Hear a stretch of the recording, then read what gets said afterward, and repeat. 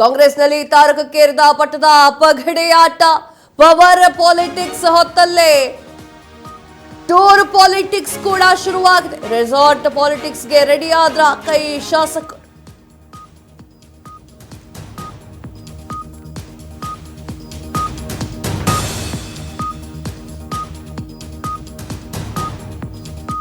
ಕಾಂಗ್ರೆಸ್ನಲ್ಲಿ ತಾರಕಕ್ಕೇರಿದ ಪಟ್ಟದ ಪಗಡೆಯಾಟ, power politics ಹೊತ್ತಿನಲ್ಲಿ ಟೂರ್ ಪಾಲಿಟಿಕ್ಸ್ ಕೂಡ ಶುರುವಾಗಿದೆ.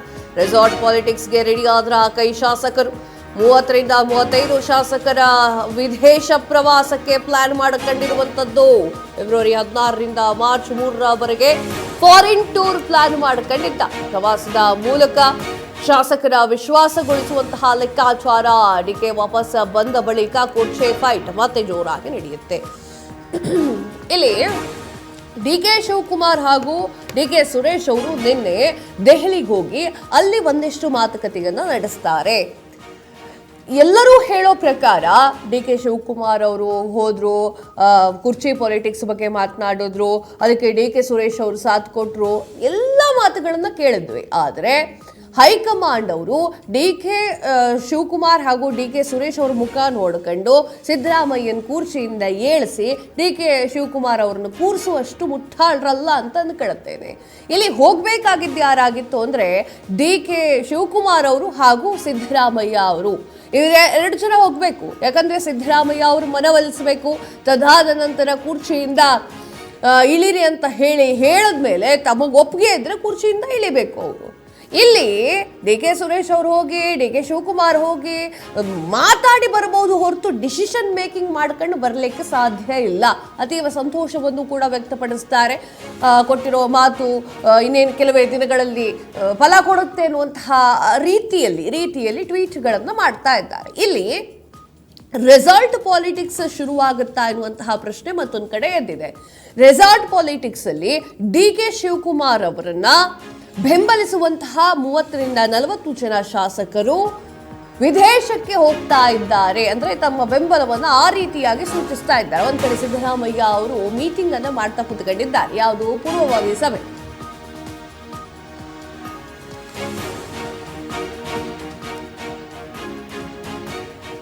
ಕೈ ಶಾಸಕರ ವಿದೇಶ ಪ್ರವಾಸಕ್ಕೆ ಪಕ್ಷದಲ್ಲಿಯೇ ಅಸಮಾಧಾನ. ಫಾರಿನ್ ಟ್ರಿಪ್ಗೆ ಪಕ್ಷದೊಳಗೆ ಅಸಮಾಧಾನದ ಧ್ವನಿ. ಪಶುಸಂಗೋಪನಾ ಇಲಾಖೆ ಹೆಸರಿನಲ್ಲಿ ಫಾರಿನ್ ಟ್ರಿಪ್. ರಾಜ್ಯ ನಾಯಕರಿಂದ ಸಂಪೂರ್ಣ ವರದಿ ಕೇಳಿ ವರಿಷ್ಠರು ಕುತ್ಕೊಂಡಿದ್ದ. ತೀವ್ರ ಕುತೂಹಲವನ್ನು ಮೂಡಿಸಿದ ಕಾಂಗ್ರೆಸ್ ನಾಯಕರ ನಡೆ. ಡಿ ಕೆ ಶಿವಕುಮಾರ್ ಅವರು ಎಲ್ಲೋ ಒಂದು ಕಡೆ ಕಾದ್ರು, ವೇಟ್ ಮಾಡಿದ್ರು. ಅವರು ತುಂಬಾ ತಾಳ್ಮೆಯನ್ನು ವಹಿಸ್ತಾ ಇದ್ದಾರೆ. ತುಂಬಾ ವೇಟ್ ಮಾಡಿದ್ರು ಕೂಡ ಎಲ್ಲೂ ಡಿ ಕೆ ಶಿವಕುಮಾರ್ ಅವರನ್ನೇ ಮನವೊಲಿಸುವಂತಹ ಕೆಲಸಗಳಾಗುತ್ತೆ ಹೊರತು ಸಿದ್ದರಾಮಯ್ಯ ಅವರು ಕುರ್ಚಿಯಿಂದ ಎದ್ದೇಳೋ ತರ ಕಾಣ್ತಾ ಇರಲಿಲ್ಲ. ಡಿ ಕೆ ಶಿವಕುಮಾರ್ ಅವರನ್ನ ನೆಚ್ಕೊಂಡು ತಮ್ಮ ನಾಯಕರು ಅಂತ ಹೇಳಿ ಪರಿಪೂರ್ಣವಾಗಿ ಮನಸ್ಸಿಗೂ ಮತ್ತು ಎಲ್ಲಾ ರೀತಿಯಾಗೂ ತೆಗೆದುಕೊಂಡಿರುವಂತಹ 30 ರಿಂದ 40 ಜನ ಶಾಸಕರು ಫಾರಿನ್ ಟೂರ್ ಅನ್ನ ಮಾಡ್ತಾ ಇದ್ದಾರೆ. ಒಂದೇ ಸಲಕ್ಕೆ ಎಲ್ಲರೂ ಕೂಡ ವಿದೇಶಕ್ಕೆ ಹೋಗ್ತಾ ಇರೋದು ರೆಸಾರ್ಟ್ ಪಾಲಿಟಿಕ್ಸ್ ತರ ಕಾಣ್ತಾ ಇದೆ. ಡಿ ಕೆ ಶಿವಕುಮಾರ್ ಅವರು ರೆಸಾರ್ಟ್ ಪಾಲಿಟಿಕ್ಸ್ ಏನಾದ್ರು ಶುರು ಮಾಡಿದ್ರ ಅಥವಾ ಬೆಂಬಲಿಗರು ಏನಾದ್ರು ಡಿ ಕೆ ಶಿವಕುಮಾರ್ ಅವರ ಜೊತೆಗಿದ್ದೇವೆ ಅಂತ ಹೇಳಲಿಕ್ಕೆ ಸಿದ್ದರಾಮಯ್ಯ ಅವರ ಬಜೆಟ್ ಮಂಡನೆಯಲ್ಲಿ ಇರ್ದೇ ಇರ್ತಾರಾ?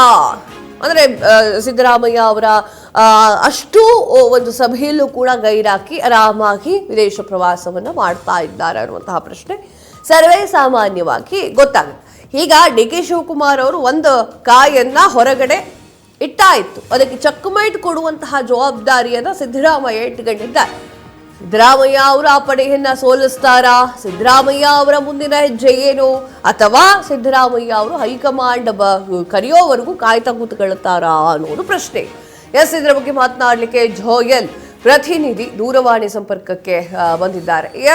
ಜೋಯಲ್, ಇಲ್ಲಿ ರೆಸಾರ್ಟ್ ಪಾಲಿಟಿಕ್ಸ್ ಮತ್ತೆ ಶುರುವಾಯ್ತಾ ಎನ್ನುವಂತಹ ಪ್ರಶ್ನೆ ಮೂಡ್ತಾ ಇದೆ. ಯಾಕಂತಂದ್ರೆ 30 ರಿಂದ 40 ಶಾಸಕರು ವಿದೇಶ ಪ್ರವಾಸವನ್ನ ಒಂದೇ ಸಮಯಕ್ಕೆ ಮಾಡ್ತಾ ಇರುವಂತದ್ದು ಎಲ್ಲೋ ಒಂದು ಕಡೆಗೆ ಕುತೂಹಲವನ್ನ ಹೆಚ್ಚಿಸಿದೆ. ಏನಿದೆ ಮಾಹಿತಿ? ಕಾವ್ಯ, ಈಗಾಗಲೇ ಏನು ರಾಜ್ಯದಲ್ಲಿ ಬಹಳ ದಿನಗಳಿಂದ ಒಂದು ಕುರ್ಚಿ ಸಮರ ಏನ್ ನಡೀತಾ ಇತ್ತು, ಈ ವಿಚಾರ ಸಾಕಷ್ಟು ಬಾರಿ ಮುನ್ನೆಲೆಗೆ ಬರ್ತಾ ಇದ್ರು ಕೂಡ ಎಲ್ಲೋ ಒಂದ್ ಕಡೆ ತಳ್ಳಿ ಹಾಕುವಂತ ಪ್ರಯತ್ನಗಳು ಕೂಡ ನಡೀತಾ ಇತ್ತು ಇಬ್ಬರು ನಾಯಕರುಗಳ ಕಡೆಯಿಂದ. ಸಿಎಂ ಸಿದ್ದರಾಮಯ್ಯನವರು ನಮ್ಗೆ ಹೈಕಮಾಂಡ್ ಇದ್ದಾರೆ, ಹೈಕಮಾಂಡ್ ತೀರ್ಮಾನಕ್ಕೆ ನಾವು ಬದ್ಧರಾಗಿರ್ತೀವಿ ಅನ್ನುವಂತ ಮಾತುಗಳನ್ನು ಹೇಳ್ತಾ ಇದ್ರೆ, ಇನ್ನೊಂದು ಕಡೆ DK ಶಿವಕುಮಾರ್ ಆಗಾಗ ದೆಹಲಿಗೆ ತೆರಳುವಂತದ್ದು, ಅಲ್ಲಿ ಒಂದಷ್ಟು ಏನು ವರಿಷ್ಠರ ಮನವೊಲಿಕೆಗೆ ಪ್ರಯತ್ನವನ್ನ ನಡೆಸ್ತಾ ಇರುವಂತದ್ದು. ಅದರ ಭಾಗವಾಗಿಯೇ ಈಗಾಗಲೇ DK ಶಿವಕುಮಾರ್ ಅವರು ಮತ್ತೆ ದೆಹಲಿಗೆ ತೆರಳಿರುವಂತದ್ದು. ಅಲ್ಲಿ ಅವರು ಏನು ಈ ಒಂದು ಏನು ರಾಜ್ಯದಲ್ಲಿ CM ಪಟ್ಟವನ್ನ ತಾವು ಪಡ್ಕೊಳ್ಳೇಬೇಕು ಅನ್ನುವಂತ ರೀತಿಯಲ್ಲಿ ಶತಾಯಗತಾಯ ಪ್ರಯತ್ನವನ್ನ ನಡೆಸ್ತಾ ಇರುವಂತದ್ದು. ಇದು ಒಂದು ಕಡೆ ಆದ್ರೆ, ಇನ್ನೊಂದು ಕಡೆ ಇದೀಗ CM ಸಿದ್ದರಾಮಯ್ಯನವರ ನಿಷ್ಠಾವಂತ 25 ಶಾಸಕರು ವಿದೇಶ ಪ್ರವಾಸವನ್ನ ಕೈಗೊಳ್ತಾ ಇದ್ದಾರೆ ಅನ್ನುವಂತ ವಿಚಾರ. ಈಗಾಗಲೇ ಏನು ಸಿದ್ದರಾಮಯ್ಯನವರು ಕೂಡ ಇದ್ರ ಬಗ್ಗೆ ನಿನ್ನೆ ಪ್ರತಿಕ್ರಿಯೆಯನ್ನ ನೀಡಿದ್ದಾರೆ. ಅವರು ಅವ್ರದೇ ಖರ್ಚಲ್ಲಿ ಅವರು ಹೋಗ್ತಾರೆ ಅನ್ನುವಂತ ರೀತಿಯಲ್ಲಿ. ಆದ್ರೆ ಏನು ಇದೀಗ ಮುಖ್ಯಮಂತ್ರಿ ಸಿದ್ದರಾಮಯ್ಯ ಮತ್ತು DCM DK ಶಿವಕುಮಾರ್ ಅವರ ನಡುವೆ ನಡೀತಾ ಇರುವಂತ ಈ ಒಂದು ಅಧಿಕಾರ ಪೈಪೋಟಿ ಏನಿದೆ, ಈ ನಡುವಿನ ಈ ಒಂದು 25 ಶಾಸಕರು ಏನು ಫಾರಿನ್ ಟೂರ್ಗೆ ತೆರಳ್ತಾ ಇರುವಂತದ್ದು. ಅದು ಕೂಡ